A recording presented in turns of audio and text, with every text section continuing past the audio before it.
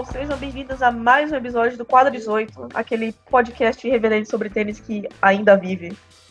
Como sempre, eu, Aline Calerron, aqui, e eu estou com Sheila Vieira e Alexandre Possenza. Como vocês estão, galera? Eu tô bem, tô super bem. Também aqui, tudo em cima, foi um ótimo fim de semana. Assim que é bom, assim que a gente gosta. E para esse episódio a gente vai falar de muita coisa, né? A gente vai falar de Indian Wells e de torneios que aconteceram aqui no Brasil, mais algumas coisinhas aí. Indian Wells a gente viu Thiem, Dominic Thiem ganhando um torneio na quadradura contra Federer, olha só.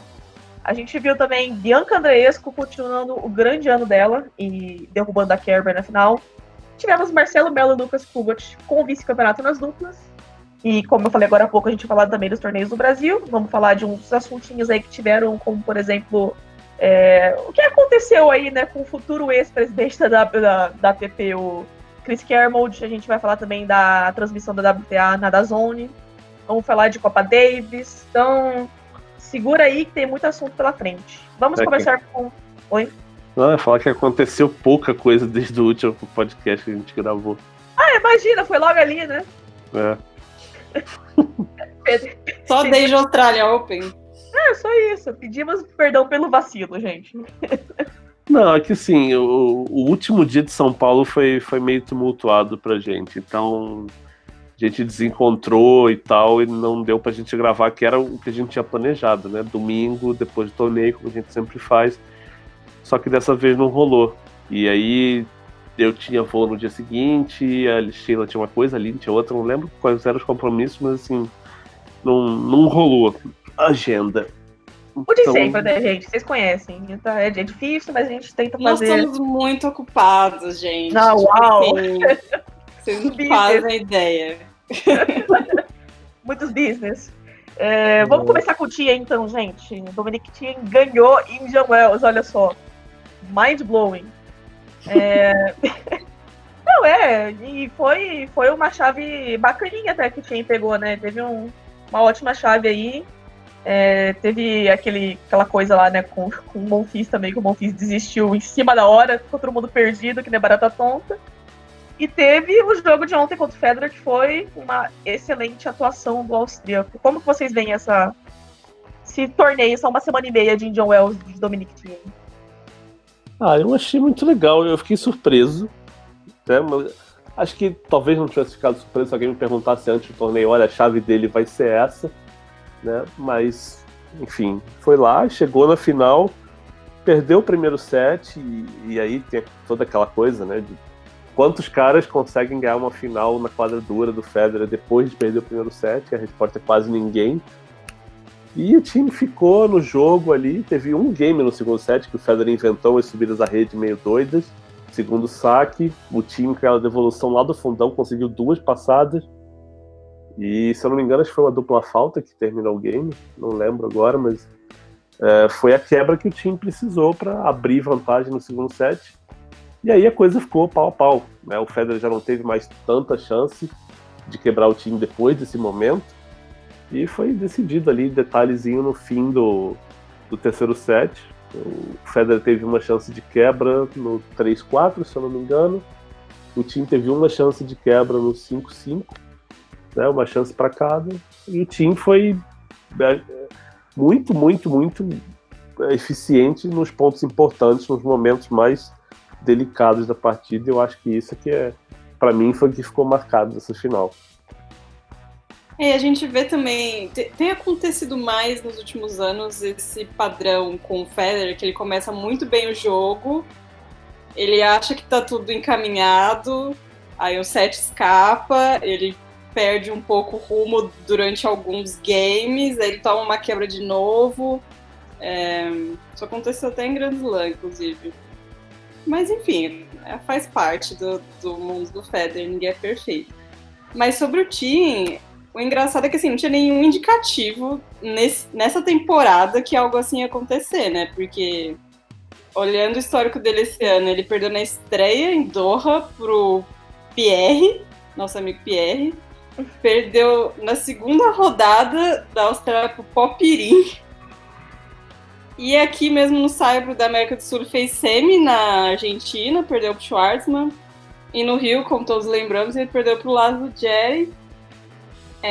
Inclusive, ele ficou no Rio, né, vários dias depois de ter perdido. Ele perdeu na terça e, tipo, sábado ele ainda tava no Rio treinando.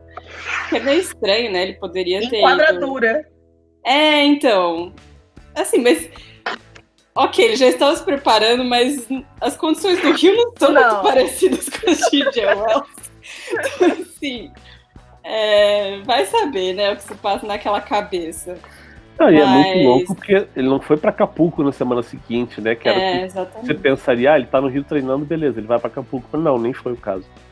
Não sei, talvez seja parte desse esforço dele, de um esforço de se dar melhor nos torneios maiores, porque, enfim, ele é um cara que ainda não... Ele fez uma final de Grand Slam, mas no Masters 1000 ele não tinha ido tão longe. Talvez seja isso. Mas eu acho que no fundo tudo se resume ao boneco que o João deu pra ele, que foi o que realmente fez a mágica acontecer. Ai, pequeno Sam. Grande pequeno Sam. Bom, vamos falar de Federer. O Alexandre falou um pouquinho sobre isso agora há pouco, mas o Rafael Novaes mandou uma pergunta pra gente.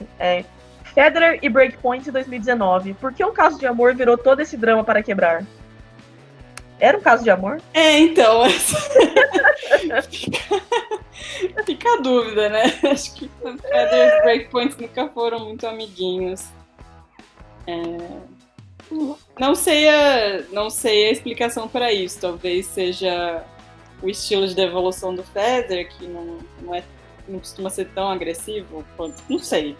Não, certamente pesa a questão do breakpoint, muitos breakpoints serem do lado de vantagem e muitos começam já com saque no backhand do Federer.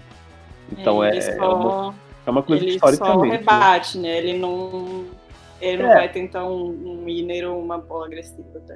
Ele normalmente não toma a dianteira do ponto já na devolução, né? Então, historicamente, você pega o retrospecto dele com o Nadal, principalmente porque o Nadal tem aquele saque aberto, angulado. Nossa, durante os anos em que o Nadal dominou o Federer tinha 20 breakpoints e aproveitava 2 num jogo. Isso é histórico, não vem de 2019.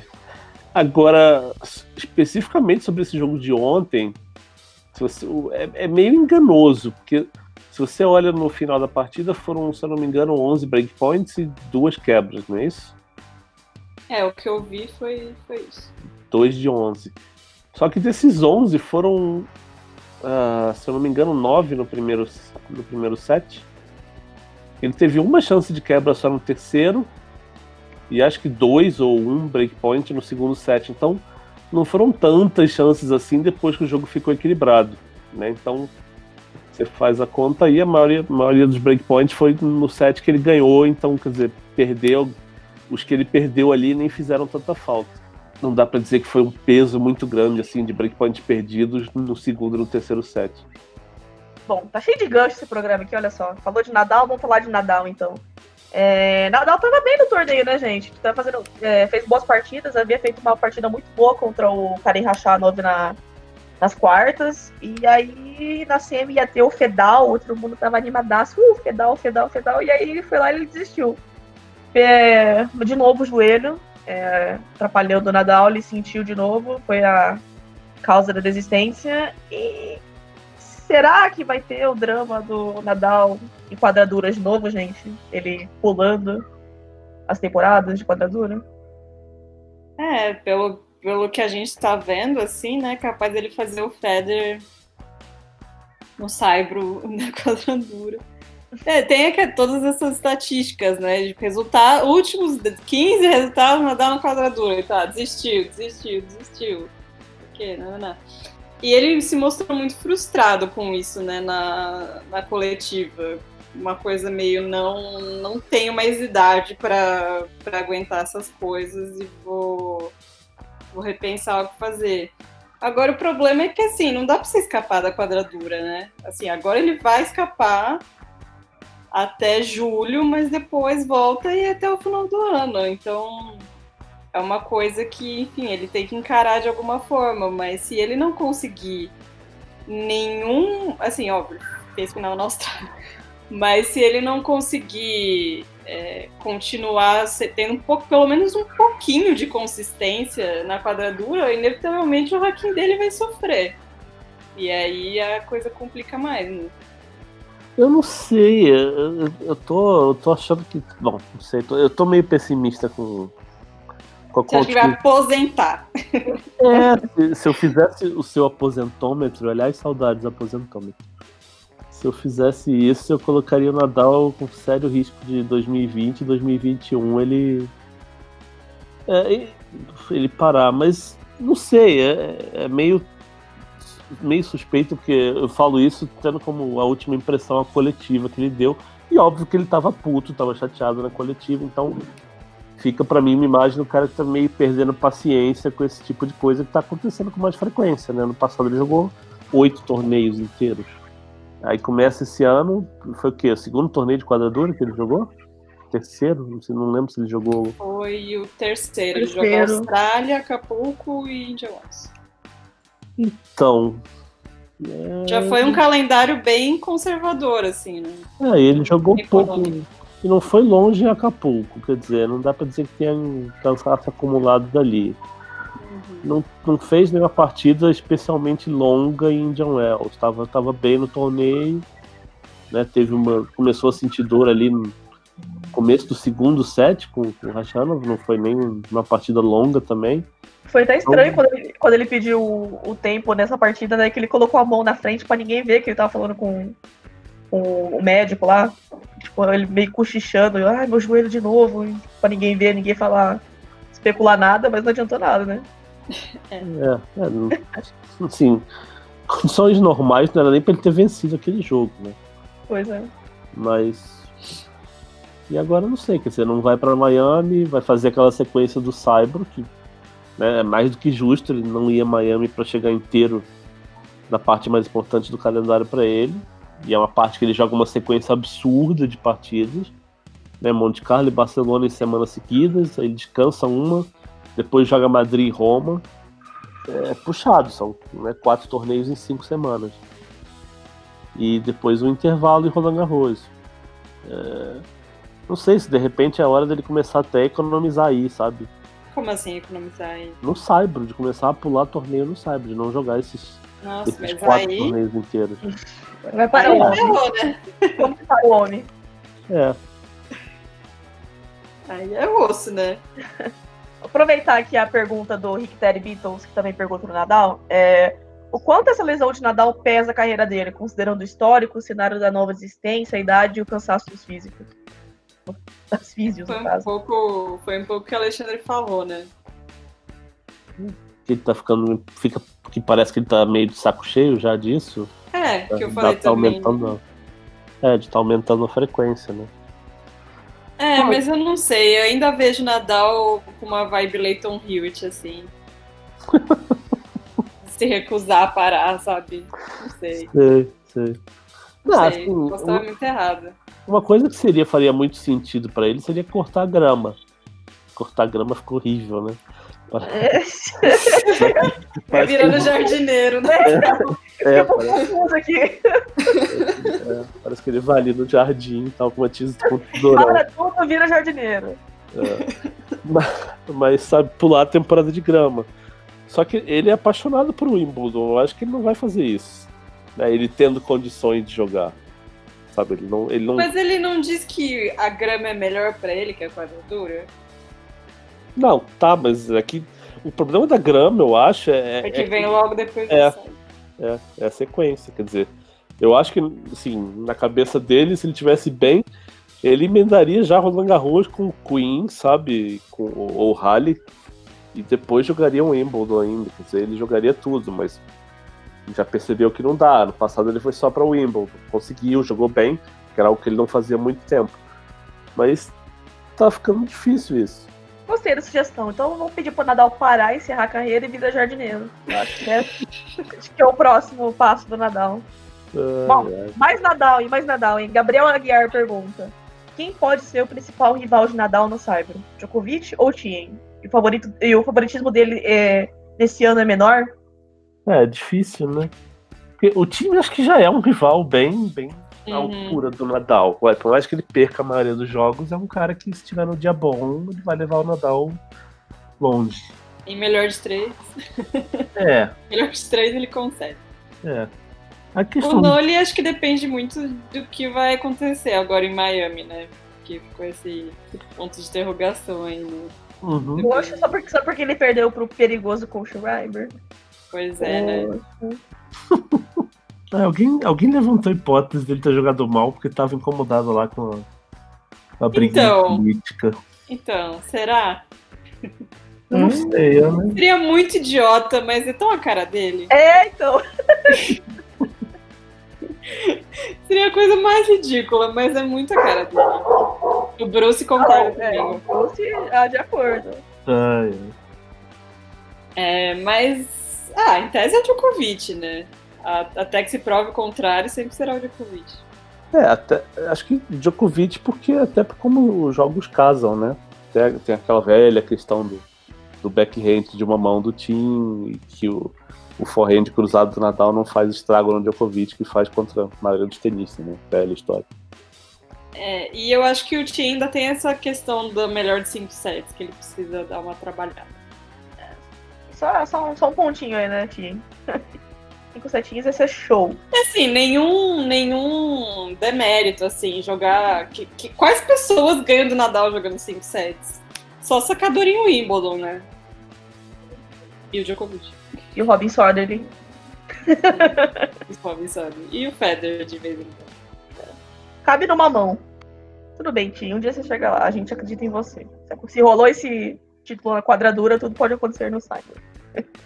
Vamos voltar um pouquinho pro Djokovic, então, né, que a gente comentou brevemente, que ele caiu pro perigoso Coach Schreiber na terceira rodada de Indian Wells, renovando a carteirinha de perigoso do Coach Schreiber.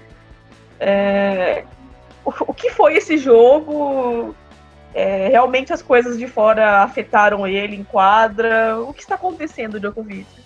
Você quer derrubar? Você quer dar um golpe? O que está acontecendo? Eu não posso falar do jogo porque eu não vi. Estava voando. Estava voando? Um arzinho. Estava voando. Estava voando. É melhor do que tá cortando a grama. É verdade. Mas, cara, eu achei o Djokovic muito mal. Muito mal. Beleza, o Coach Schreiber fez um jogo ótimo pro nível Coach Schreiber. Mas o Djokovic estava errando muito.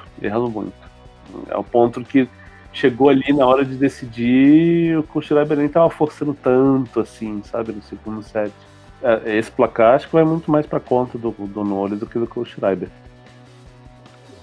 E acho provável, sim, que seja um reflexo da pressão que ele sofreu nesse torneio de todos os lados. Me parece bem plausível que o Djokovic seria afetado por isso. Mas em Miami acho que a gente vai ter mais respostas, né? Sim. Inclusive, vamos comentar sobre esse barraco do nosso futuro ex-presidente da ATP, Chris Kermode, contra o mundo e contra o Djokovic. Mais pra frente. Vamos falar um pouquinho de WTA então, gente. Bianca Andreescu continuando o ano fantástico dela, ganhando o primeiro título de WTA num Premier mandatório. Só isso, derrotando a Kerber. Humilde. Derrotando Muguruza, Svitolina e Kerber na campanha. Cara, era de se esperar? É surpreendente, vendo a campanha dela desse ano, que ela vinha com muitas vitórias no bolso já. Cara, eu acho que mesmo vendo tudo isso, surpreende, sim.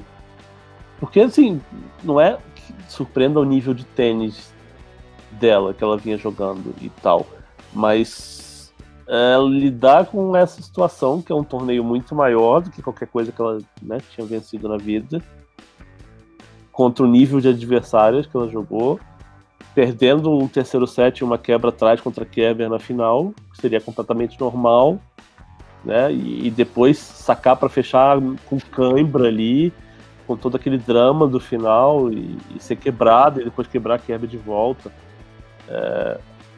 Ainda que com a ajuda da Kerber, que meio que perdeu a cabeça ali no terceiro set, acho que é muita coisa pra Andreescu, assim, num torneio só, sabe? É muito tenista de alto nível. Você falou três, né? Muguruza, Svitolina e a Kerber. Pra ela tirar e ganhar um título desse porte, né? Sendo que ela não tinha título nenhum de WTA até lá.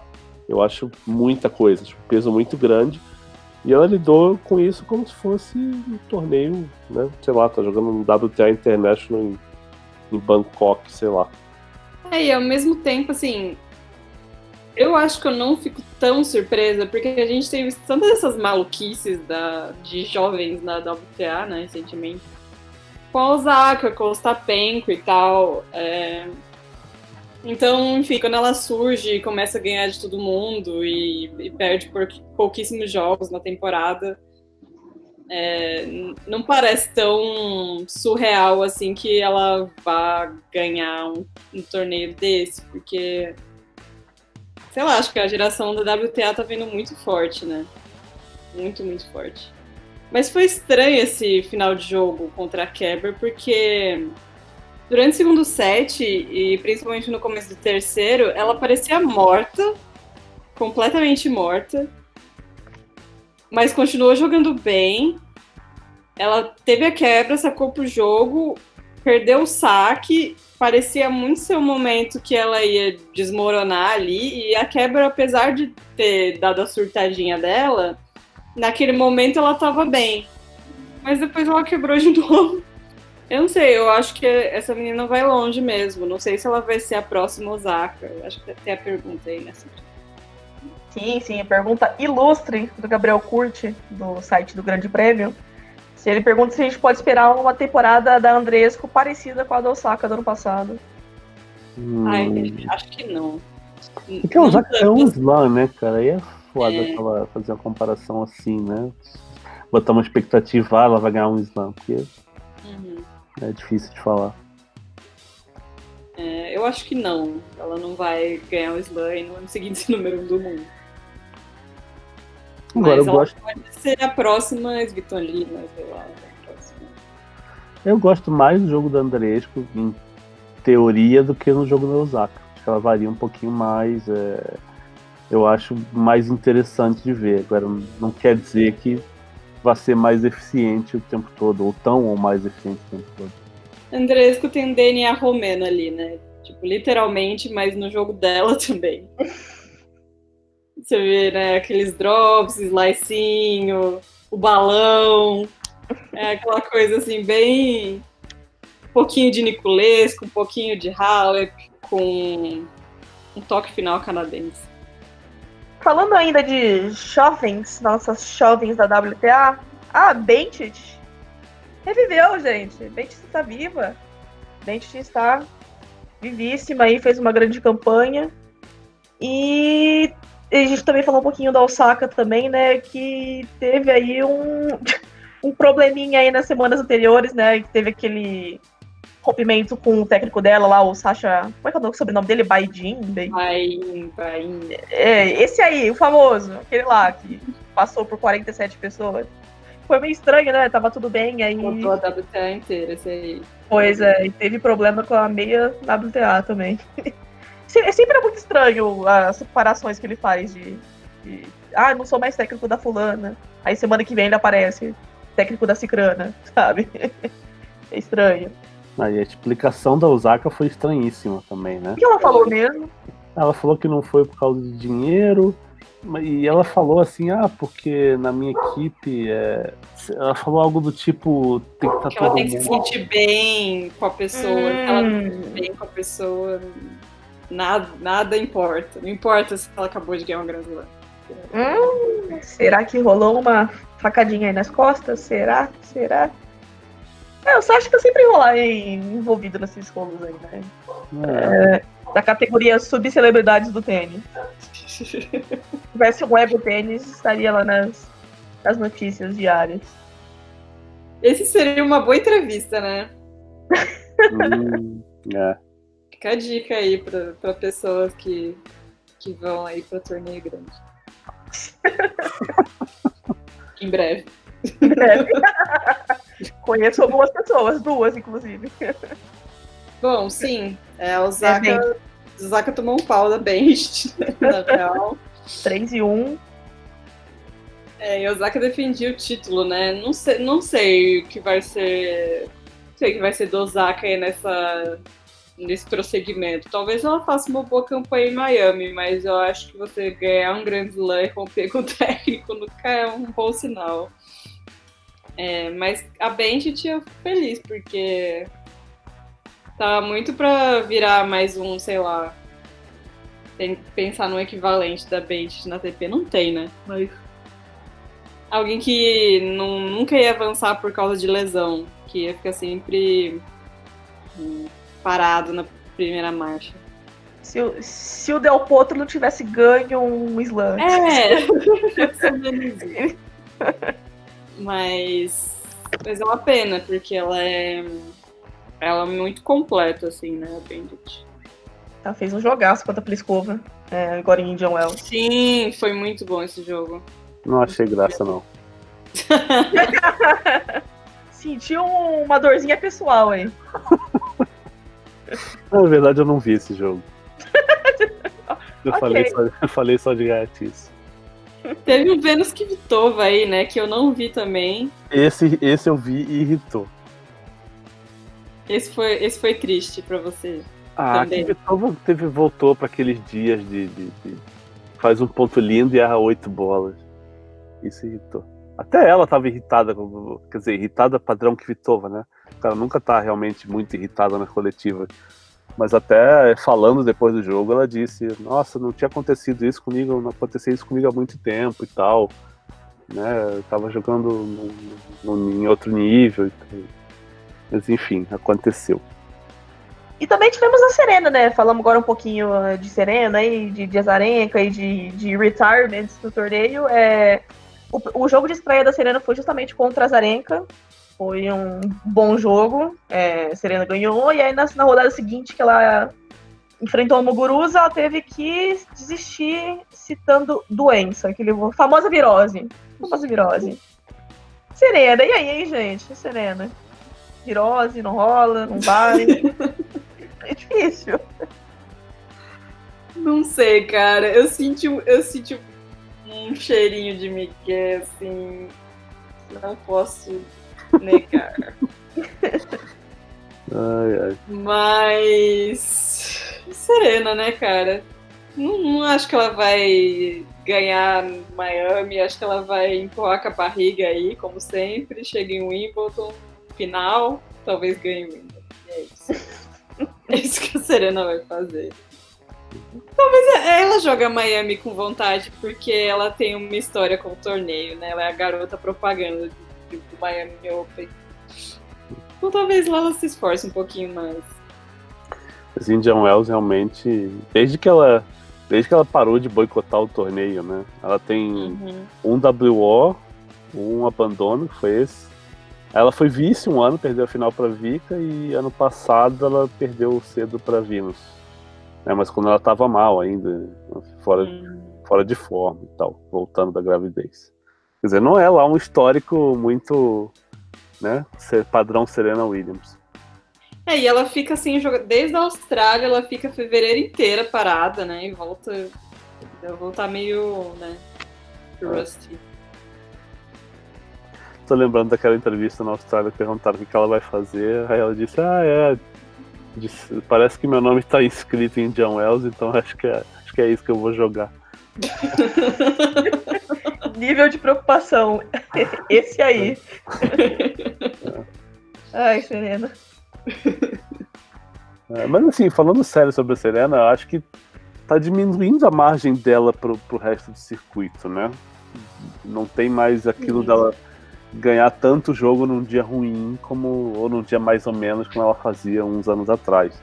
Acho que tá todo mundo chegando um pouquinho mais perto e ela tá menos consistente do que antes. Então, por isso que ela voltou, tem um ano e tal, e ela não ganhou o torneio ainda.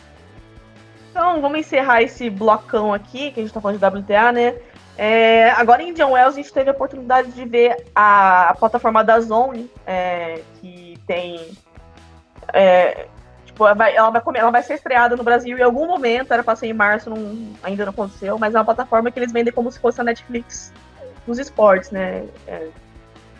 Por exemplo, no Japão eles passam golfe, eles passam vôlei, passa trocentas ligas de futebol, passa tênis. E aqui no Brasil eles anunciaram que a WTA vai fazer parte, né, no caso, pelo menos esse ano inteiro, da plataforma, e eles disponibilizaram de graça a transmissão dos jogos de Indian Wells. Não foi tudo, né? Foi a partir de quarta-feira. É o mesmo pacote de Band Sports e Sony, né? A partir da Sports. Aquele pacotão lá que a gente conhece. Disponibilizaram de graça a transmissão no YouTube, no Facebook, a gente pôde ver. E aí o João Almeida mandou uma pergunta aqui pra gente, né? Qual a avaliação que vocês fizeram sobre a transmissão da DAZN? E por que quem compra o pacote da WTA não transmite desde a primeira rodada? Eu não sei a história desse pacote, cara. Eu não sei se existe um pacote completo e os canais acham que é muito caro e não vale a pena, ou se a WTA só disponibiliza isso. Eu acho que existe um pacote completo e ninguém quer comprar, mas eu não tenho certeza. Nunca falei com nenhum executivo de canal que me confirme essa informação. Então, não posso falar, mas eu acho que...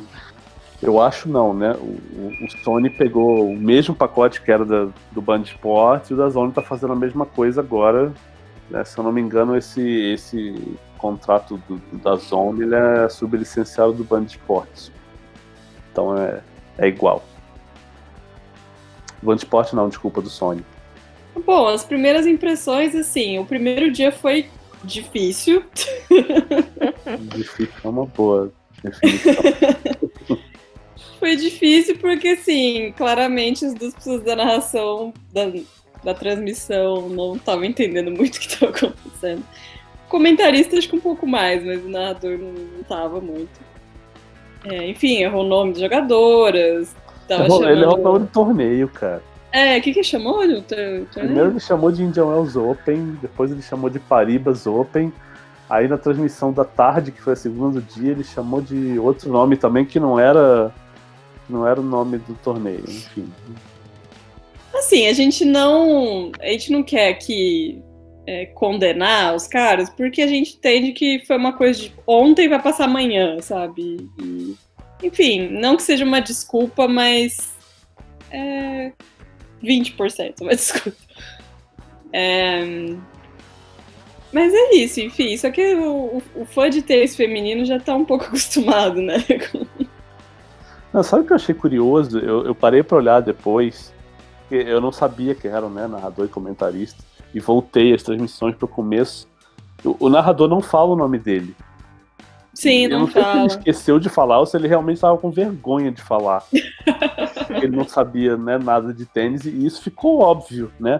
Ele pelo menos não ficou chutando nada além do coisa, mas sim. Não contribuía pra abre aspas, a experiência de assistir a transmissão, porque, né, ele não falou nada demais, e o próprio comentarista, que na verdade é um produtor que estava se virando lá, e isso palavras do Nicolas Pereira, não conhecia tanto né, do circuito feminino. Ele se baseava muito no ranking das meninas, no que elas tinham feito nos últimos jogos. Ele olhava lá o histórico e tal, mas ele não fazia uma análise tática, né, aprofundada, não tinha nada assim. Não tinha um grande conhecimento de tênis, e ele era mais um narrador de replay, né, um avaliador de replay, do que comentarista de tênis propriamente dito. Inclusive, várias pessoas me mandaram mensagem reclamando, até comentaristas de outros canais, que eu não vou dizer aqui quem são. Mas... Imagino quem foi. Você sabe quem foi. Quem será? Ai. Eu não vou nem... Mas assim, no andar da semana a coisa foi pegando. Eu acho que engrenou um pouco mais, né? A gente teve o Nicolas Pereira entrando, já deu para dar uma melhorada ali, né? Alguém que estava entendendo o que estava acontecendo. E o narrador aí, que aparentemente ele não é brasileiro, né? Eu não sei como é que é o background dele, acho que se chama Sérgio Barbosa. Sérgio Barbosa, não sei. Nada. Pesquisei, não achei nada. Eu também não achei nada. Eu só achei isso, que ele era um produtor que tava lá se virando, que foi o que o Nicolas Pereira falou. Não, mas foi até interessante, porque nos últimos jogos, acho que foi semi e final, ele entendeu mais ou menos o tempo técnico da Benčić em eslovaco. E 2, na final ele entendeu totalmente o tempo técnico da Kerber porque ele fala alemão. Isso eu achei interessante. Olha só, então o cara tem... Na WTA TV não entendem. Então, olha só. Eu achei interessante, ele conseguiu contribuir. No fim da semana ele conseguiu contribuir com a transmissão. Foi engrenando, assim, mas realmente o começo foi doído. E tem aquele chat, né, maravilhoso que fica do lado ali. Grande com comentário. A galera do futebol. Essa loirinha gostosa aí, hein? Nossa, cara, que nível tava esse chat. Direto, assim, qualquer jogo que você abrir, aquilo aí é gostosa, hein? Eita porra. Mas assim, isso foi algo também que foi melhorando com o passar, assim.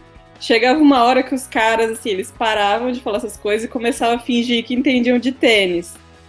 Aí eles faziam os comentários, assim, nossa, muito bom o saque da Kerber. Essa Kerber aí. Eu achei o público interessante também. Afinal, chegou a ter, acho que 5 mil pessoas assistindo no YouTube. Eu vi 7 mil uma hora. Então. Eu achei bom. Tinha jogo, eu acho que era o jogo do PSG que tava rolando em outro stream deles lá e tava com 30 mil pessoas, assim. Não, tava rolando tudo, cara. Tava rolando então. Tava rolando Milan e Inter, que começou 4h30. Tava rolando PSG e Olympique de Marseille, só clássico, né? Então. PSG e Olympique começou às 5 e tinha um jogo da Juventus com alguém que começou 4h45. Então tava tudo ao vivo ao mesmo tempo no DAZN. Domingo de futebol eu achei ótimo. E é interessante também, porque as pessoas saíam dessas transmissões e iam pra WTA e, tipo, meio perdidos, mas chegavam lá, assim.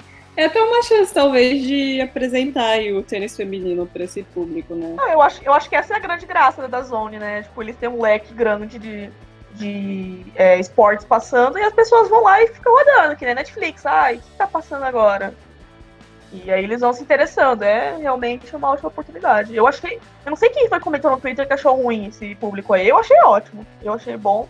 Era uma final até que alternativa, né? Tipo, Andreescu e Kerber, não é, sei lá, uma Serena Williams na final pro pessoal que vai clicar assim, Serena, clica. Nossa, imagina os comentários do Xarapova. Deus me livre. Xarapova gemendo, imagina. Nossa Disable. Mas assim, eu tenho 2 ressalvas sobre essa transmissão do DAZN, além do que eu já falei. Que, assim, uma figura do Nicolas Pereira. Eu acho ele muito legal, ele obviamente entende de tênis, ele jogou e tal. E assim, como um quebra-galho fazendo uma reportagem na ESPN Brasil de 5 minutos, eu acho ok. Para segurar uma transmissão que tem que ser em português, que vai durar 6 horas, que vão, no caso, 2 jogos, aí eu já acho que não é bacana. Porque você está fazendo para o mercado brasileiro e você não vai me convencer que não tem um comentarista, um ex-jogador competente brasileiro que possa fazer isso melhor falando português, claro. Porque o Nicolas Pereira, obviamente, ele se esforça e tal, mas ele tropeça, você vê que às vezes ele gagueja, ele muda a frase para falar com as palavras que ele tem, então não é a mesma coisa, né? Não é a mesma... Não flui igual. Teve até um cara no Twitter que chegou e falou pra mim, que é esse cara? Ele tá bêbado? Tadinho do Nicolas. Calma, ele é venezuelano, né? Ele tá fazendo um pouco. Ele tá bêbado, não é venezuelano. Não, e louvável o esforço que ele faz pra falar português, né? Sim. Né? Sim. Mas eu acho que não é bacana. E a outra, e o comentarista até, assim, eu realmente não sei, porque tinha umas coisas que ele falava de descer a rede, ele falava passada de fundo de linha. Eu não sei se ele conhece alguma expressão em inglês e estava tentando traduzir para o português e meio que se enrolou. Então isso também ficou confuso junto com o Nicolas, que não fala português nativo. Pelo que o pessoal tava comentando, era realmente esse esquema de pegar a gente que fala português, mas que mora fora, não é uma coisa assim? Então, pode ter sido isso. E o que faz sentido, mas é muito ruim, né? Então, é onde eu quero chegar, que eu acho que é a pior coisa. Você está lançando uma plataforma que vai cobrar R$45 por mês para transmitir o negócio. Se você está oferecendo um negócio de graça para ser uma prévia, para ser um tira-gosto e para mostrar, olha, nosso serviço é bom, o DAZN mandou mal pra caralho nisso. Porque assim, se é para ser prévia, tinha que ser uma puta transmissão, tinha que ser 2 caras ótimos, tinha que ser uma transmissão, sabe, sem falha nenhuma, para mostrar, olha só, a gente vale R$45 por mês. Mesmo você pagando o WTA TV, que sai mais barato e mostra mais jogo, se você pagar 45 aqui pra gente, você vai ter um serviço espetacular. E não foi isso que eu vi, é aí que eu acho o problema. Sabe? E quando eu critiquei no Twitter, teve gente que falou pra mim, mas é de graça, você tá reclamando do quê? Primeiro que assim, não é porque é de graça que eu tenho que achar bom, né? E segundo, exatamente esse ponto, é de graça porque eles estão querendo vender lá na frente, eles não estão fazendo de graça porque, olha, estou fazendo um favor para vocês, queridões, vocês são lindos, eu vou dar de graça. Não é assim. Não, já era pra estar sendo vendido já, né? Que não tá sendo vendido porque aconteceu alguma coisa com a plataforma, né? Mas... Eles prometeram para começo de março entrou, já vai acabar e eles continuam mostrando tudo de graça e não tem previsão, não tem aviso nenhum no site de quando vão começar a cobrar. É um grande mistério isso. E aí o meu ponto todo é esse, quer dizer, se é para mostrar que é bom, que vale a pena, eu olho essa transmissão e digo, putz, eu não vou pagar R$45 para ver tênis. Se alguém que quer ver campeonato francês, campeonato italiano, Copa Sul-Americana e juntando isso acha que vale a pena pagar R$45, ok, é outra discussão, é outro custo-benefício. Agora, o custo-benefício de R$45 por mês para ver tênis, para ver alguns torneios e 6 jogos de cada torneio com essa transmissão, aí eu acho muito ruim a oferta. Eu achei estranho porque quando a DAZN mandou lá o release anunciando que a WTA era um novo produto, um dos maiores ganchos que eles tinham lá era que ia ser a transmissão em português, né? Comentários em português. E parecia que ia ser uma coisa, tipo, quem vai ser o jogador, né? Quem vai ser a pessoa de nome que vai comentar isso aí. Aí chegou e o primeiro jogo foi aquela coisa meio nas coxas lá. Meio estranho. E Oi. Não, eu ia falar que você sabe que, assim, parece meio sacanagem, meio oportunista falar isso agora, mas eu pensei isso na hora, assim. Se fosse alguém de nome, eles já mandavam no já falavam. Sabe? Puta, vai ser isso. Quando vem sem os nomes, eu começo a desconfiar. Né? Então, sabe, se fosse, sei lá, Eldácio Campos, um cara famoso que muita gente gosta, puta, o cara ia botar no release. Se sei lá, Alexandre Cossenos, o cara que o Federer não gosta. Cara, não avisa. Aparece de surpresa aí. Quando vai lá. Quando vai ligar, isso já vai estar no ar. Problema dos caras. Então não, assim, exemplos bobos, sabe? Mas é mais ou menos assim o raciocínio da coisa. E eu espero realmente que esse preço de R$45 não seja real. A gente fala R$45 porque foi um youtuber lá que ele teve acesso à plataforma antes e tava lá o preço. Eu realmente espero que não seja R$45, porque, por exemplo... É assim porque eu fiz esse processo também. Então, e tá lá no aplicativo, né? R$44,90. Isso. Assim, é foda porque, por exemplo, a DAZN, ela lançou a plataforma na Espanha semana passada. Vai custar €5 por mês. com praticamente a mesma quantidade de esportes transmitidos, tanto lá quanto aqui, assim. Eles estão começando, tanto na Espanha quanto aqui no Brasil agora, no momento. E assim, R$45 é difícil ver isso valendo a pena, né? Pois é. Não, se for €5, se converter já é ruim pra nós. Sem converter... É mais caro que a Netflix, não pode ser mais caro que a Netflix. Então, e eles se vendem como o Netflix do esporte. Qual que é o sentido, sabe? Então, e aí você pega o custo-benefício, o poder aquisitivo do espanhol, pega o poder aquisitivo do brasileiro, €5 pro cara é trocado, né? Uma garrafinha d'água no restaurante. Pra nós, 45 pesa, cara. Altos PFs. Vamos encerrar esse blocão agora falando de duplos, então, gente. Como vocês perceberam, a estrutura desse episódio tá um pouquinho diferente. A gente resolveu falar de Indian Wells primeiro, e aí no segundo a gente falar de miscelâneas. Vamos, então, terminar aqui com duplas. A gente viu Nikola Mektic e Horácio Zeballos sendo... Nossa, Zeballos campeões de Indian Wells. Eles derrotaram o Marcelo Melo e o Lucas Kubot na final. e fizeram uma campanha absurda no torneio. Assim, eu acho que é a chave mais absurda que eu já vi na minha vida, sem zoeira. Sim, real, sem zoeira. Só pra gente passar rapidinho a chave dos caras. Eles ganharam de Edmund e Skupski na primeira rodada, beleza. Aí ganharam de Herbert Mayu, Cabal e Farah, Marai Pavic e Kubot Melo. Fulano. Eles pegaram a nata do negócio, um atrás do outro, e ganharam o torneio. Mas só pra gente voltar rapidinho aqui pro Marcelo e pro Kubot. Ótimo torneio deles, eu, sim, sinceramente, fantástico, jogaram bem todos os jogos, e foi frustrante essa final, porque eles jogaram muito bem a final, assim, muito bem. Mas daí o Zeballos decidiu aprontar aí, né, no fim do segundo set pra frente. Mas ótimo torneio, fantástico, muito bom ver o Marcelo e o Kubot tendo esse grande resultado num torneio grande. E pra gente lembrar também do Bruno, o Bruno e o Jamie caíram na primeira rodada. Infelizmente, pro Bopana e pro Shapovalov. Teve essa dupla aí, Bopana e Shapovalov. Por que, não sei. Bem aleatório.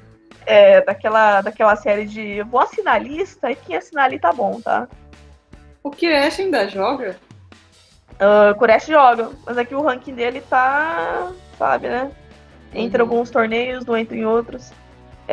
Indian Wells fechou muito baixo a conta, acho que fechou em 55. Tá difícil. Por causa de Djokovic Fonini. Por causa de Djokovic Fonini e derivados. De Fuxovic e Pela, sabe? Umas duplas assim. Quê? Fuxovic e Pela. Nossa senhora. Umas coisas assim, deveria estar ali, não deveria. Mas tem bônus, né? Tem bônus.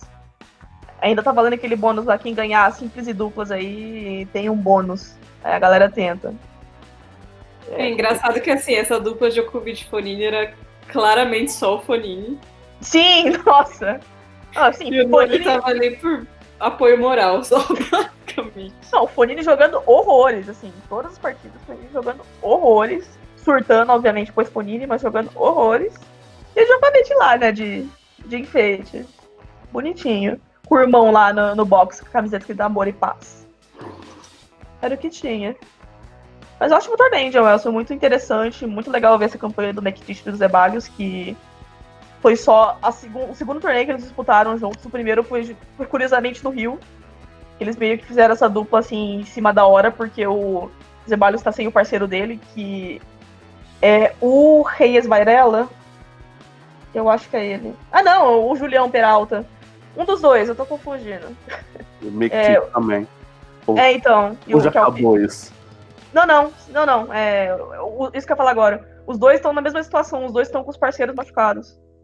E aí rolou essa coisa aí no Rio, né? Acho que eles caíram cedo lá no Rio, mas agora em Indian Wells fizeram uma campanha impecável. É isso que temos desse blocão de Indian Wells. Mais alguma ressalva? Algum recado do coração? Tá bom, né? Ainda tem outras coisas pra falar. Tá bom. Acho que tá bom. Vambora. Isso aqui foi um bloco, hein, galera? Então escuta aí a musiquinha, que a gente vai voltar no segundo bloco com muitos assuntos diversos. Fique aí com a gente.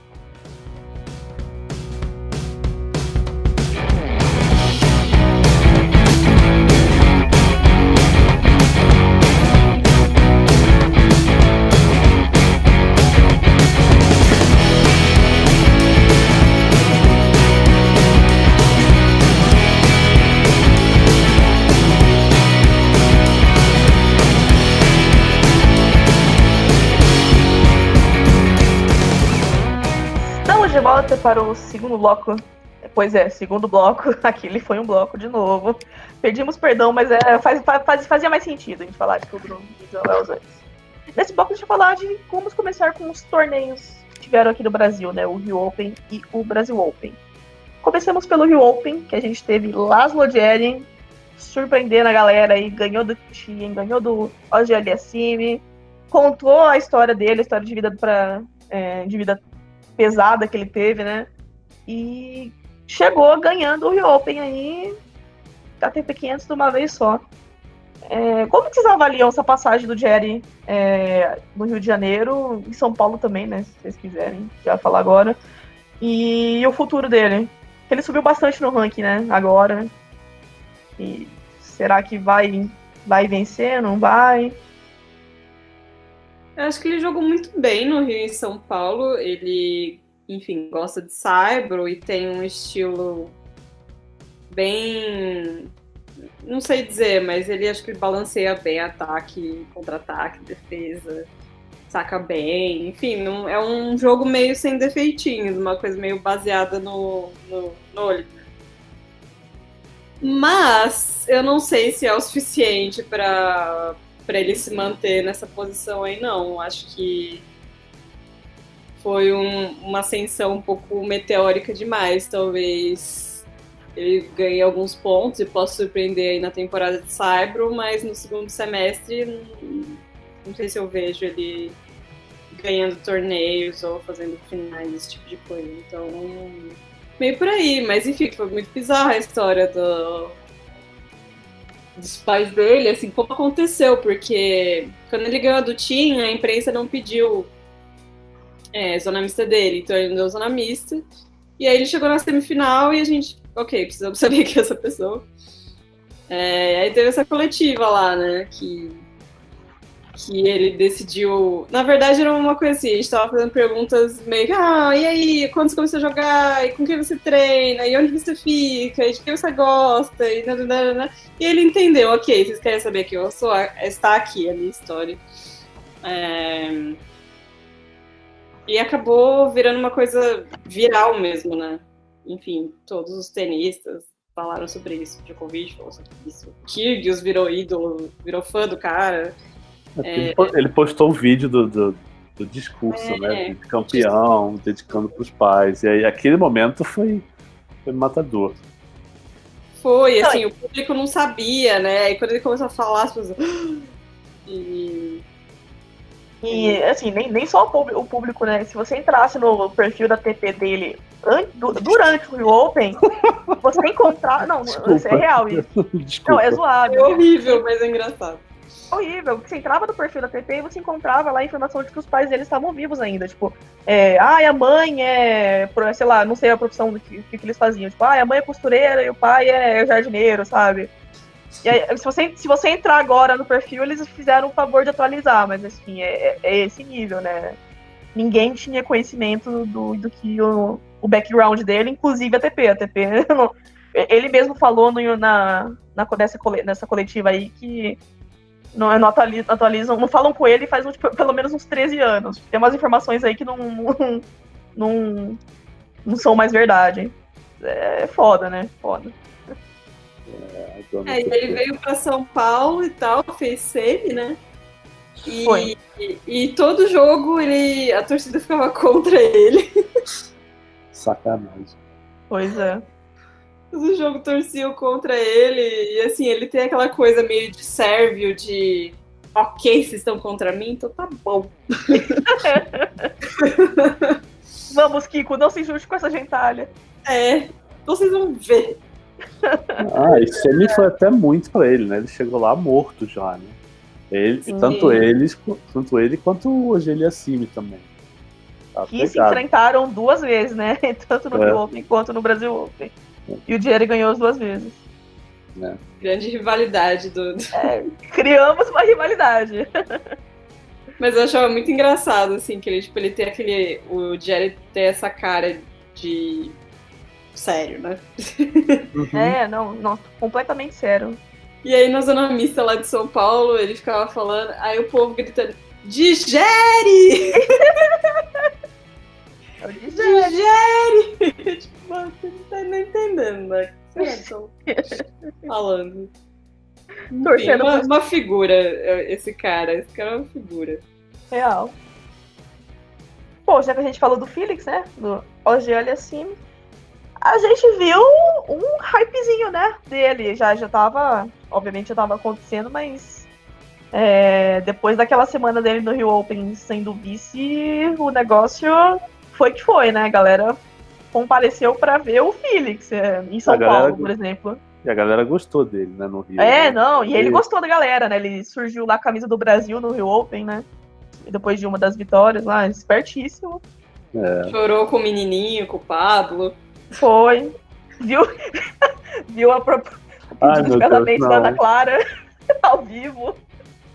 Verdade. Ele viu altas coisas aquele dia, o Felix. Então, o Felix virou o queridinho da galera, né? Achei interessante essa troca que rolou entre ele e o público, assim, num espaço tão curto de tempo. Tipo, o Rio Open foi um torneio que, assim, que a galera reclamava, vendo a entrevista, de que não tinha muito o que fazer, né? O que torcer, grande nome. E aí, Felix surgiu. Eu acho que é um menino de 18 anos, ele é simpático, ele é de boa, ele joga bem. É um pacotinho perfeito, assim, né? Eu super seria empresária desse menino se eu tivesse dinheiro e conexões. Porque, assim, é receita de sucesso. O cara é um menino precoce, joga bem, é educado, faz tudo que pedem pra ele, não dá chilique. Uma coisa assim, feita com muito esmero, assim. Mas ele ainda tem 18 anos, né? Se você não é o Rafael Nadal, eu não acho que ele seja o Rafael Nadal, então talvez ele ainda tenha. Esse ano vai ser um ano de altos e baixos, eu acho. O tênis dele, assim, ele não tem um golpe espetacular, né? Que você olhe e alguma coisa que te chama atenção, assim, em 5 minutos. Mas ele faz tudo muito direitinho, né? Ele tem um bom saque, uma boa direita, um backhand ok. Cabeça muito boa, ele viaja muito pouco nos jogos, ele perde muito pouco tempo reclamando, seja dele mesmo ou de qualquer coisa que esteja acontecendo em volta. Então isso é muito legal nele, né? Faz parte desse pacote que a Sheila falou, de ser um bom menino, né? De ser educado, fazer tudo, isso vai pra quadra, né? Mas quanto e quando isso vai se transformar em resultado, eu não consigo visualizar agora. Eu só queria registrar que a partida dele contra o Tsitsipas agora em Indian Wells foi, olha, que botou o grego pra deitar lá, porque, rapaz, partidaça. Espero que futuramente aconteça mais isso com ele, porque é um menino muito especial. O que vocês acham? Vocês gostam de Tsitsipas? Vocês já estão naquela fase de que estão achando que ele virou estrelinha e tá se achando nunca gostei. Não? Eu nunca gostei da pessoa Tsitsipas, eu não sei, eu acho muito estranho. Uma coisa que me dava muito medo antes do canal do YouTube dele estourar e que ele fez a propaganda lá. Tinha medo dele, agora fiquei preocupado. Eu tenho medo dele por 2 motivos. Um, esse canal do YouTube dele tem uns vídeos lá muito bizarros, assim, muito bizarros. Não é fofo, não é criativo, é bizarro. E 2, ele me passa a impressão. Gente, eu estou falando isso, Aline, tá? Pelo amor de Deus. Ele me passa a impressão de quando ele dá umas estouradas em quadra, ele parece que ele é namorado abusivo, sabe? E você sabe que em algum momento ele vai atirar um vaso de flor na tua cara. Esse menino é muito louco. Uma hora ele tá, ai, que fofo, show, eu sou maravilhoso. Aí dá 10 segundos, acontece alguma coisa com ele em quadra, ele já tá quebrando as coisas, estourando. Sei lá, eu tenho um monte de medo desse menino. Nunca comprei muito a vibe, não, mas bom pra ele que ele tá no top 10 aí, porque eu não tô muito feliz com isso, não. Não sei.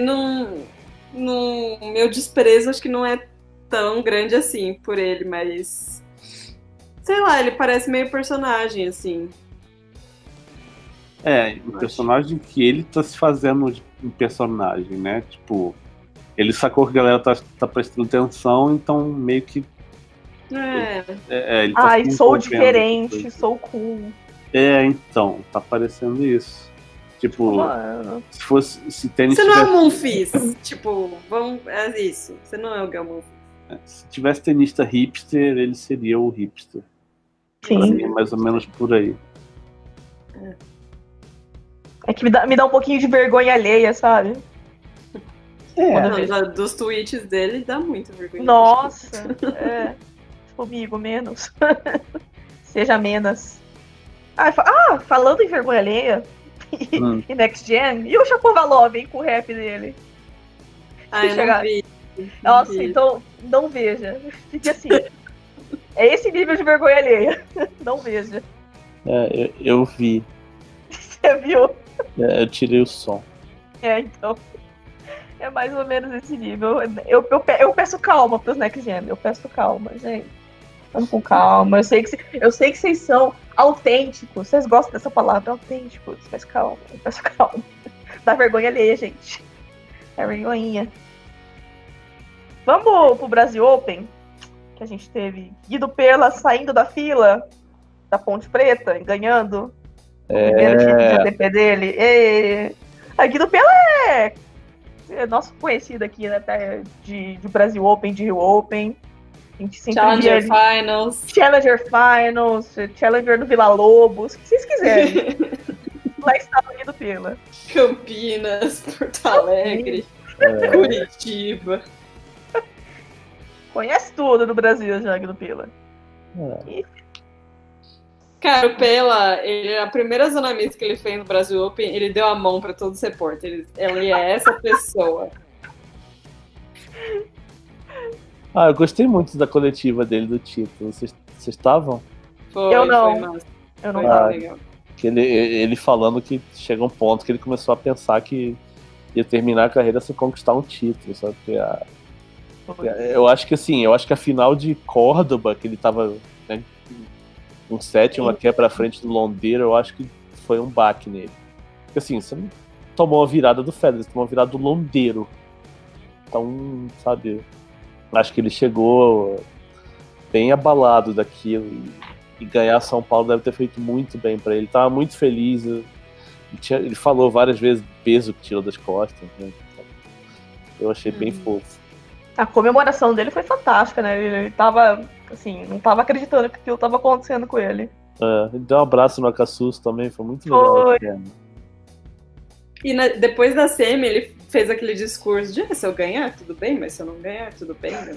Tá bem informado. Aí ganha a final, tipo, foda-se.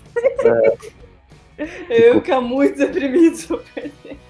Quer enganar quem, né? E o Garim, né? Tipo, X. Garim. Ai, meu Deus, eu não tenho paciência pro Garim. Eu também não gosto muito, não. Eu acho ele tão sem sal, cara. Não é que ele seja mal, não tenho nada contra. Mas é que, assim, ele não fala nada, ele não muda a cara dele, cara. Né? Até que também ele vem de um país com personalidades muito fortes. Né? Bom, então... Isso é indiscutível. Mas não, realmente, eu também acho o Garim super sem sal. Eu não entendo muito o hype que ele tinha uns anos atrás, sabe? Tipo, nossa, Garim! Ele ganhou o Roland Garros juvenil, né? Foi, aí, nossa, foi o hype o maior hype da história. O homem vai salvar o tênis chileno. Você vem em outubro, tava jogando Campinas. Pois é. Ele aparentemente tá com a cabecinha melhor, né? Acho. Não, ele foi campeão de Campinas, né? Sim. E assim, ele depois do título, cara, se olhar pra cara deles e parece, putz, vai começar o torneio agora. Assim, mal parecia que ele tava feliz. Impressionante. Ei, Garim. Continuando nessa vibe dos torneios aqui no Brasil, a gente viu Marcelo Melo e Bruno Soares jogaram juntos no Rio, né? Foi meio que sem querer que isso aconteceu. O Jamie teve que cancelar a vinda pro Rio Open um pouco em cima. Ele tava confirmado pro Rio Open, mas aconteceu um problema pessoal lá, ele precisou cancelar. E o Kubi é aquela preguicinha dele, né, de sempre. Vou ou não vou? Vou ou não vou? Será que eu vou? Eu não vou. Aí não veio, aí juntou o Bruno e o Marcelo. E o Bruno e o Marcelo jogaram juntos, né, no Rio Open e acabaram caindo para Rogerinho e Belucci, que foram a sensação da chave de duplas no Rio Open e no Brasil Open. Nossa, cara, alguém esperava isso? Tomás do Rogerinho? Na moralzinha. Não, esperar não. Eu só tô... Nem eles esperavam. Esse é o nível, sabe? Eles estavam muito surpresos com fazer final no Rio Open e semi no Brasil Open. Com as tretas que rolaram lá, né, no meio. Deles reclamando de convite no Brasil Open e tal. Mas foi, assim, surpreendente, né? Porque acho que a última vez que eles tinham jogado, se eu me lembro bem, juntos, foi em Wimbledon 2017. Foi uma coisa assim. Só que rolou aí esse convite aí pra eles e foi que foi, né? Jogaram bem pra caramba. O Tomás tava muito à vontade em quadra. Ele tava muito feliz, né? Foi engraçado ver o Tomás, assim, sabe? À vontade, feliz, jogando bem. Rogerinho ali só no fundo lá, encaixando umas bolas fantásticas. Foi muito legal ver as duas campanhas boas deles aqui no Brasil. E nem é aquela dupla, assim, que tem um cara que fica mais na rede, um cara que... Não. É totalmente aleatório. É só carisma. Só carisma. O que o Jamie tava fazendo jogando Phoenix semana passada? É verdade, tem isso. Aliás, eles foram campeões, ele e o Skupski, o Neil. O Bruno, ele foi pra Nova York fazer alguma coisa. Então, tipo assim, eu imagino que o Jamie queria continuar jogando, até porque eles perderam da primeira rodada, né, de Indian Wells. Uhum. E esses challengers aí, esse de Phoenix, que é justamente entre a primeira e a segunda semana de Indian Wells, bomba, né? O Gofan tava lá jogando. E perdeu. Mas eu pelo que entendi, foi o Jamie foi querer ritmo de jogo mesmo, foi jogar, e dar uma mãozinha pro Neil também, né, pros clubes que acabaram sendo campeões. O Bruno foi, acho que ele postou um story e tava em Nova York, uma coisa assim. Não sei o que tava acontecendo. Aí o Jamie foi jogar, o Bruno foi fazer sei lá o que. Deu certo pro Jamie. E agora teremos Miami aí para Kubot Melo e Murray Soares. E o Demo, né? O Demo aparentemente conseguiu o convite que ele pediu. Ele pediu um convitinho ali pela cota Itaú, né? De Brasil, e aparentemente deu certo porque ele chegou em Miami ontem. Então teremos Demolinete na chave. Seguindo nessa vibe de tenistas brasileiros, a gente viu também nessas últimas semanas a Bia Haddad Maia ganhando de Sloane Stephens e Acapulco. Teve isso aí. Teve a Bia fazendo isso aí. No meio do Brasil Open. No meio do Brasil Open. Assim, a Sloane jogou muito mal esse jogo, não podemos negar isso. Mas vitória contra o número 4 do mundo não é todo dia, né, gente? Não, foi a maior vitória de uma brasileira na era aberta, né? E assim, enfim, fazia desde 89, grande ano de 89, o ano de todos os recordes de tênis feminino brasileiro e o ano que eu nasci. Olha só, ano ilustre. Que não tinha vitória no top 5. E assim, se tinha uma top 10 que a Bia poderia vencer no momento, seria a Sloane mesmo, né? E foi o que aconteceu no jogo. A Sloane mortíssima. Pra variar, né? A Sloane tem dias que ela desce o santo, tem dias que o santo vaza, dá um tchauzinho e lá está ela na quadra perdida. Bom pra Bia, que conseguiu aproveitar e tirar esse baita resultado. Continuando em Acapulco, outra coisa que aconteceu foi aquele barraco entre o Kyrgios e o Nadal, né? Teve aquilo lá também. O que aconteceu? Eu não consegui assistir o jogo. O que aconteceu durante o jogo que rolou o barraco? Eu não consegui ver. Mas foi porque o Kyrgios começou a sentir dores, né? Foi isso. E aí o Nadal... Só que aí ele quebrou o Nadal ficou... E aí o Nadal meio que reclamou pro árbitro. E a plateia começou a vaiar o Kyrgios, porque é isso que a plateia faz. A plateia vai o Kyrgios. Aí o Kyrgios falou alguma coisa pra eles, mas foi assim, o Nadal achou que o Kyrgios estava dando um migué pra ganhar dele. Que é bem plausível. É que o Kyrgios chegou pro fisioterapeuta, ele chegou a falar, só não abandono porque os caras vão me vaiar aqui. Então, tipo... Aí ele fez isso, tava andando devagar, não sei o que, foi lá, quebrou o Nadal e começou a correr que nem normal de novo. O Nadal se emputeceu. E aí, no jogo seguinte, Ele tava assim, era um breakpoint que ele ia jogar, um breakpoint a favor, e aí ele vira pra plateia e fala alguma coisa do Nadal, provocando o Nadal. Porque o Nadal falou na coletiva que o Kyrgios não respeita a si mesmo, o adversário, o público e o tênis. Muito profundo. Segura essa patada profunda.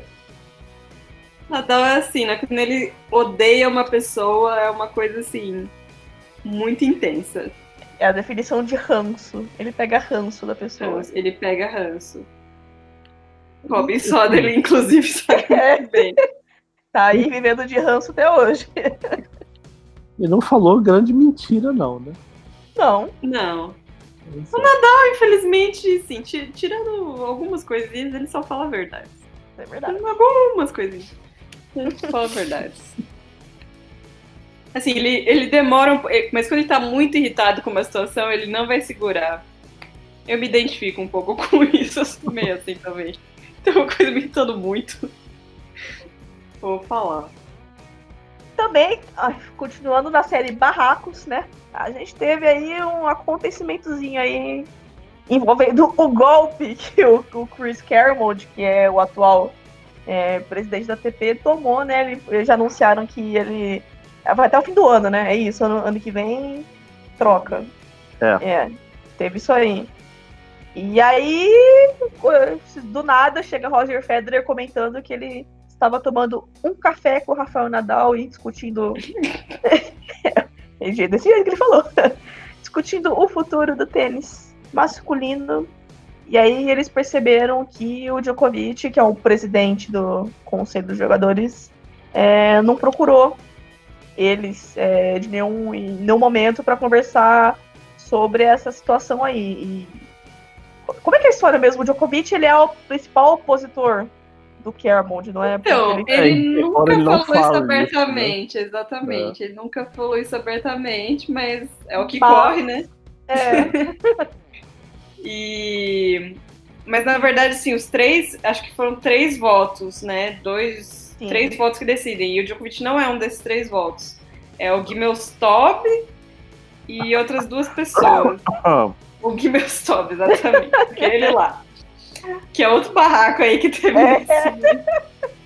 nesse ano. Então, na verdade, o que o Djokovic e os outros representantes de jogadores fazem é dizer o que o grupo deles acha. Só que aí o Djokovic fala, não, eu falei com todo mundo. E o Federer falou, não falou comigo. Você falou que você não tinha tempo. Não tinha tempo. Isso foi foda também, né? Falou que ele... Não tinha tempo pra falar com o Federer. Aí chega no dia seguinte, tá fazendo live com a Helena lá nas montanhas. Abraçando árvore. Pra dando dica de suplemento e... Enfim, Noli. Não, Nadal ainda falou, ó, tô com meu celular aqui e não chegou nada. Tipo, o Noli tirou o Nadal do grupo de zap da firma. Cara, o Nadal é sempre a melhor pessoa dos barracos, não tem como competir. Nossa, eu adoro. Ele é muito a melhor pessoa dos barracos. Ele só joga as verdades, assim, ó. Ele é aquela pessoa que chega, eu só queria dizer que... Deixar aqui esse recadinho. Mas é complicado, né? Porque, assim, com essa situação toda do Djokovic falando que ele não tem tempo, e aí o pessoal falando que não concorda com outras coisas que ele faz, é foda, porque, assim, o Djokovic, ele é o presidente do conselho. E ele não tem a menor capacidade de negociar esse tipo de coisa. Isso não é o Djokovic, sabe? Ele não faz isso. Por que diabos ele é o presidente, gente? Tipo assim... Que ele é número 1 do mundo e o Federer e o Nadal não estavam mais afim de gastar tempo com isso. Assim, a galera escolheu. A galera escolheu, agora vocês só vão ter que lidar com essa pessoa que não tem a menor capacidade de negociar essas coisas sérias, seríssimas do tênis. Cara, a grande verdade é que esse posto devia ser do Murray, que realmente não tem nada melhor pra fazer no momento. Tem muito tempo. Só que ele não pode representar o de 1 a 50, porque ele não é de 1 a 50. Esse problema. Ainda tem que dar um auditário pra ele. O Andy, de fato, ele é uma pessoa muito sensata. E tem um bom relacionamento com os jogadores. Mas ele ele não tem saco. Ele é muito preguiçoso pra isso, eu acho. Cara, Ele tem que ser uma não pessoa ia- muito séria. Tem que ser o Federer, sabe? De novo. Volta o Federer de novo. Acaba com esse problema. Porque, mano, Puta Federer. um aí não quer conversar com ninguém, não quer negociar porra nenhuma, o outro é preguiçoso, o outro só gosta de criar barraco, jogar verdade na cara dos outros. Tem que ser o Federer. Vamos pensar num outro top 10 que seria um bom. O Marin Cilic seria um bom. Ai, tadinho, ele é muito calmo. Presidente. Tá tudo certo pra ele. Pensar, quem é mais top 10? Zverev, não. Já quero. Kevin Anderson. Kevin Anderson, perfeito. Tá vendo? Precisa ser o cara que ganhou 40 slams? Não precisa. Não. Pode ser o Kevin Anderson. Todo mundo gosta do Kevin Anderson. Ele é ótimo no que ele faz. Então, pronto. Tá aí a sugestão. Manda lá do ATP, arroba ATP. A sugestão. Vou mandar pro Joshua. Joshua. Grande Joshua. Cara, a cadela do Kevin Anderson faz o papel melhor. A Lady Cage. Adoro o nome, Lady Cage. Vamos encerrar esse programa falando do último assunto, aí, grande assunto que aconteceu no tênis brasileiro? Depois desse momento cadela do Kevin Anderson. A gente viu uma mudança importante na equipe de Copa Davis do Brasil, né? O João Sweat caiu, ou saiu, o que vocês quiserem falar, depois do que aconteceu em Uberlândia. Ele E foi cair. Jaime... Não, oficialmente ele pediu demissão. Né? Ele pediu, né? Uhum. Que eu não sei como é que fala, a assessoria informal lá, só rolou uma entrevista, não sei como é que foi lá. Eu vi esse processo inteiro. Ah, então. Café da manhã. Mas deixa quieto. Tá pra lá. O João saiu e quem entrou no lugar dele foi anunciado aí nos últimos dias, que foi o Jaime Onsins. Vocês gostaram da escolha? Era a escolha mais lógica, né? Vou pensar. Não sei se era mais lógica. Pra mim, assim, pra mim mim é era mais Tava lógica. estranho. Era o pensando Daniel. nele. Mas quando anunciaram ele, eu falei, Faz sentido. Então. Sim, não é. Ele é um cara que se dá bem com todo mundo, jogou Copa Davis, tem experiência, foi técnico, é um cara muito intenso. Acho que ele vai viver Copa Davis bem intensamente e achei bem legal. O circuito, né? Aquele cara que tipo, largou o tênis e tal. Pois é. Até outro dia tava comentando tênis no Sony. Sim. Ele tá envolvido, ele vai agora, né, pra Miami já acompanhar os brasileiros que vão disputar o torneio, né? Essa parte do release da CBT é engraçado, né? Tem isso. De que ele vai acompanhar brasileiros e adversários. Só tem um adversário, na verdade, que é o Darian King de Barbados. Uhum. É o único tenista ranqueado de Barbados, é um só. E aí ele vai pra Miami, onde o Darian King nem sei se entrou no quali. E depois ele vai pra Roland Garros. Não sei o que ele vai ver Roland Garros. Talvez ele chegue pra semana do quali, que seja o suficiente. Mas assim, se Roland Garros for a última observação dele, também não adianta porra nenhuma, porque Roland Garros é em maio, o Brasil joga em setembro. Sim. Então, sabe, aí é dizer que tá indo lá e tal, bonito. Para falar que foi. Mas na prática não quer dizer E a nada. CBT tem um acordo, né, com a federação, talvez seja isso, né? A Federação Francesa. Sei lá, cara. Talvez por isso que facilite. Mas o ideal seria ir pro US Open. Sim. Bom. Depois eu que sou chato. Isso não exclui o fato de você ser chato, Alexandre. Verdade. Com esse fim pertinente. Mais alguma coisa? Mais Todo algum jornalista comentário? é chato, gente. Sim. Acostumem. Cara, quem Alguns não é, mais, outros menos. Live. quem não é, deveria ser. Exatamente. Alguns mais, outros menos, mas em essência, todos chatos. Tem uns que são falsos, tem uns que são jabazeiros, tem uns. Enfim. E o bom que eu tô falando isso, eu não sou jornalista, estou só cutucando. Então encerramos aqui essa edição enorme do quadro 18, pós Indian Wells, pós torneios brasileiros, pós de decisões de Copa Davis, pós-golpe, Pós-Maragogi. pós-viagem da Sheila, pós-briga dos gatos aqui durante a gravação, pós-Bruce, dando show também. Muitas coisas aconteceram aí durante essas últimas semanas, a gente espera ter falado aí na grande maioria. E agora, assim, obrigado por ouvir, e agora eu não sei, sinceramente, qual que vai ser o próximo programa. Essa era a pergunta, né? O grande mistério. A gente devia fazer um bolão, dar um prêmio pro ouvinte que adivinhar quando vai ser o próximo podcast. Já quero! Preciso organizar isso aí agora. Bolão quadra 18. Ai. Vou fazer um fantasy. Será que o próximo quadra 18 será com nós 3 no Brasil? Ixi, ainda tem isso. Tem isso. Eu acho que não.